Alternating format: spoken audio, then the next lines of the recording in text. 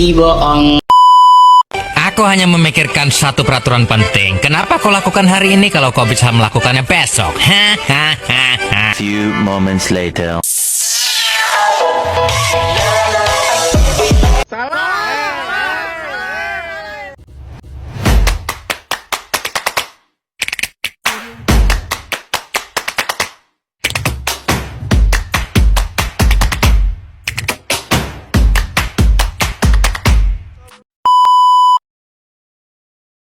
Fucking Robitussin.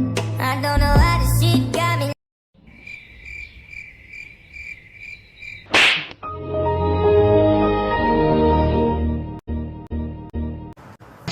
I am the one, the way your son don't need a gun to get But I know you care. Bring it over to my place. You don't know what you do. Keep to me. Perkenalkan, nama saya Mursalim dari kampus Universitas Syahkuala, Fakultas Teknik Pendidikan Sejarah. Jadi di sini saya bersama kelompok saya ada Nur Fadila Sregar, ada Ihan, ada Rafras Dekal. Jadi tujuan kami di sini ingin mengajari Bapak mengenai beberapa topik itu tentang tema kami itu sejarah dapat terang. Izinkan kami bertanya, izinkan kami bicara Bapak. Jadi Pak, pertanyaan pertama Pak, dapatkah Anda menceritakan secara singkat bagaimana sejarah berdirinya Benteng Indrapatra? Oke, kalau singkat gini, kronologi pasti dari kompleks benteng itu kita belum dapat kronologi pastinya. Misalnya gini, berbentuk apa ya? Literatur yang menuliskan secara jelas Benteng Indrapatra dibangun pada tahun sekian itu nggak pernah ada. Jadi selama ini kita secara kronologinya relatif. Beberapa orang mengkaitkannya dengan Lamrek. Lamrek itu kan sejauh ini selalu diterjemahkan sebagai peninggalannya Kerajaan Lamuri. A few moments later. Oke Pak, kita akan lanjut penjelasan.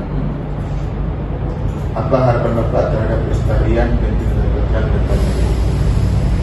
Ya, kita udah punya master plan, studi-studi teknis pemugarannya, sama master plan pemanfaatan. Sebenarnya kita udah punya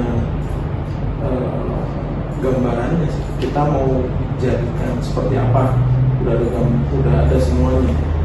Sekarang dalam proses pengerjaannya sebenarnya. Jadi harapan kita tuh dia itu bisa dua kegunaan untuk pendidikan sama untuk wisata sebenarnya. Lagi. Oh iya Pak, ini mungkin saya dan tanya pribadi. Silakan. Kan secara yang kita ketahui kan Hindu itu kan agama yang belum masuk ke Nusantara. Yang setahu kita berarti Indrapatranya berarti yang belum masuk aja Hindu. Bisa jadi. Bisa jadi. Setahu saya kalau Hindu itu masuk awal dulu, kalau kita di Indonesia di Kalimantan apa Kalimantan dulu. Sedangkan catatan yang baru diciptakan oleh Profesor Saini sendiri di dosen kami itu menyatakan Islam itu masuk di abad 7 di Aceh. Iya, terus. Abad 7. Berarti kalau kita bilang Benteng Indrapatra itu sendiri kan Hindu itu berarti kan lebih tua dari masuknya Islam berarti. Hubungan Hindu berbalik. Udah jelas itu.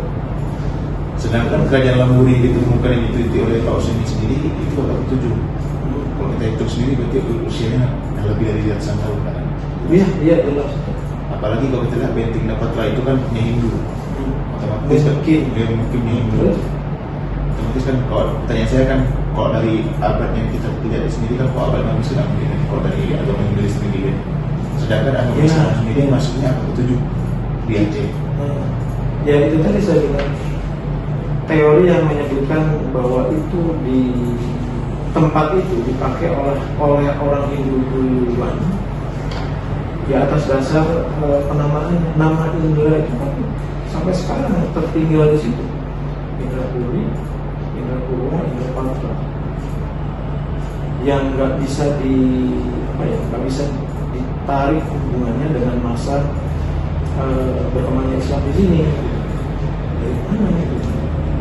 Itulah kecenderungan orang-orang ketika Gunawan ya, dari dulu sampai sekarang mengaitkan tiga titik ini dengan datangnya agama dan kebudayaan Hindu itu ke Sumatera, tertinggal di nama itu.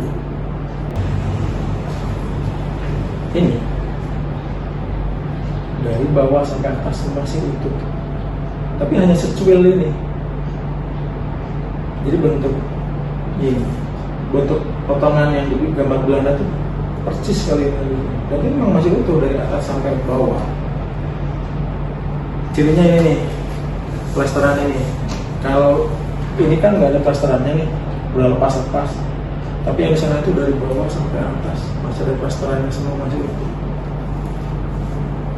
Kebetulan sekali ini kita pertahankan betul yang titik ini, yang sampai ada yang lembu merusak itu kita coba jaga ini. Itu masih kanalnya tuh Pak? Iya, ini kanal ini kan udah ketimbun tanah, nanti kan dikerok.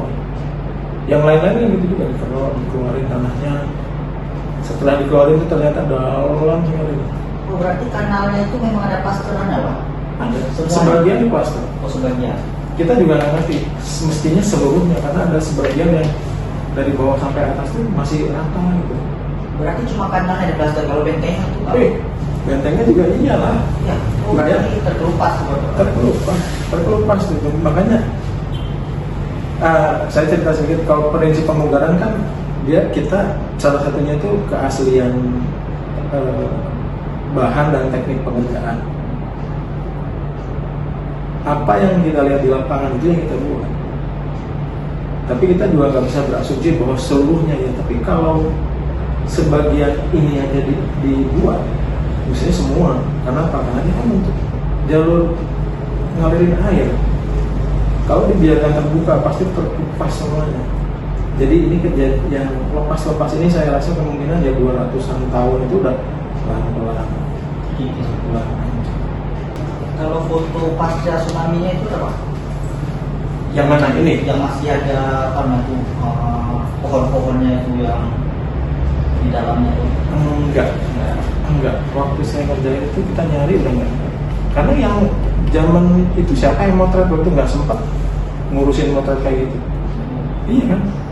Lagi chaos kan di situ. Motret siapa ya?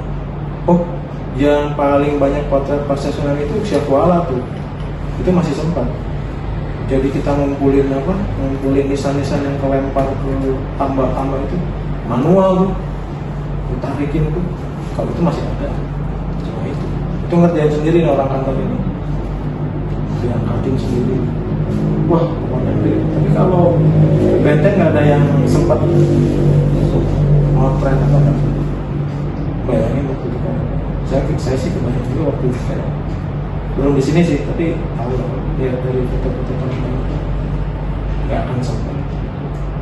Tapi kalau bukti bahwa kejadiannya kayak gitu, ya itu seperti itulah ternyata.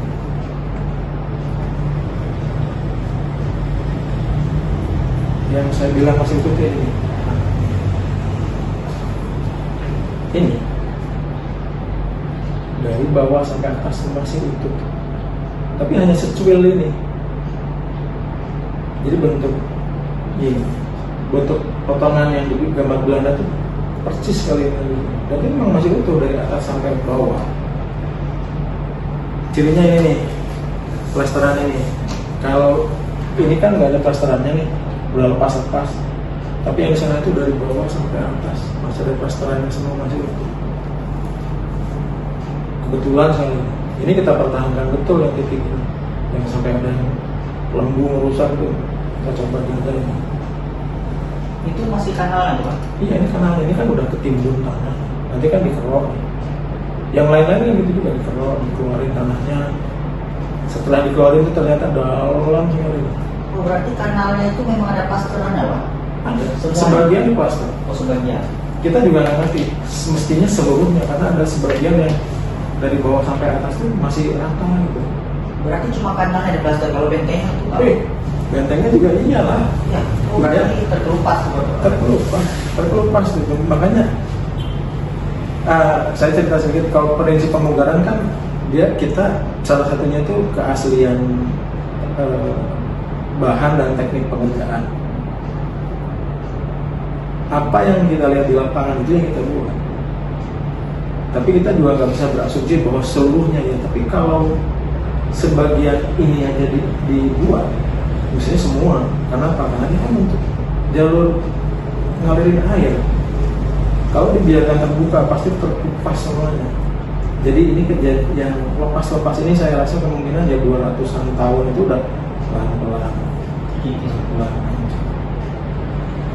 Tapi ada yang sebagian yang memang masih utuh.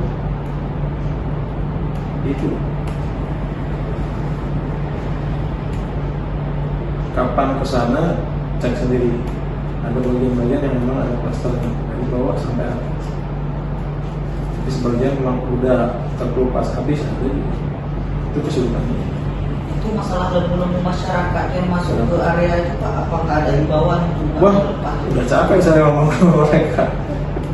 Betul itu. Memang nggak bisa sekarang sejauh ini.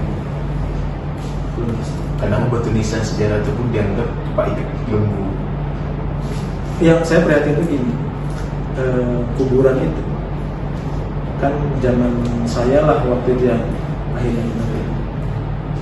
Itu tuh pernah digali habis sama orang dengan asumsi bahwa di situ ada harta karun. Digali dan dibiarkan begitu menganga seperti itu. Nisannya udah jatuh-jatuh, udah saya perbaiki, tegakin lagi, timbun balik. Itu salah satu ceritanya begitu digali orang untuk mencari harta karun di situ, di sekitar situ.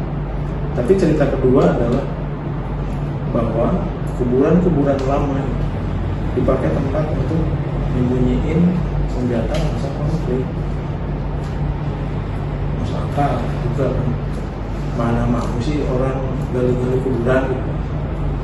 Itu tempat yang paling sedikit dicurigai gitu, untuk tempat nyembunyi senjata. Dan di situ kan memang sarangnya kan di situ gitu. Banyak sekali tokohnya di situ. Sampai sekarang saya nggak ada. Jadi dua cerita itu berkaitan dan masuk akal dua-duanya. Tapi itu buktinya bahwa mereka nggak peduli banget ya itu dirusak, kuburan aja dirusak gitu kan. Terus cerita bahwa kanal itu pernah dihancurin, itu masa-masa orang-orang tua kan, orang tua. Mungkin tahun 60-an gitu kayaknya dirusak karena nggak tahu bahwa dipikir itu memang peninggalan Belanda kan, dihancurin. Ya, kalau ini kan ada plasternya, halus ya plasternya, plasternya halus, bagian sini nggak terbuka. Kita nemuin kalau logikanya ini ya, ke atasnya juga iya. Cuma yang kita udah pernah rusak. Bayangin aja, paling mudah 400 tahun yang lalu. Bisa jadi lebih. Nah, itu aja cara mengukurnya. Cuma kalau masih penasaran dengan historisnya, cari lagi buku-buku. Tapi buku standar itu dia sekalian apa? Dia cerita. Kayak ini cerita. Kalau ada Pak Ali Hasmi, saya juga. Oke, ada lagi? Udah itu ya. Teman-teman, terima kasih sudah menonton videonya.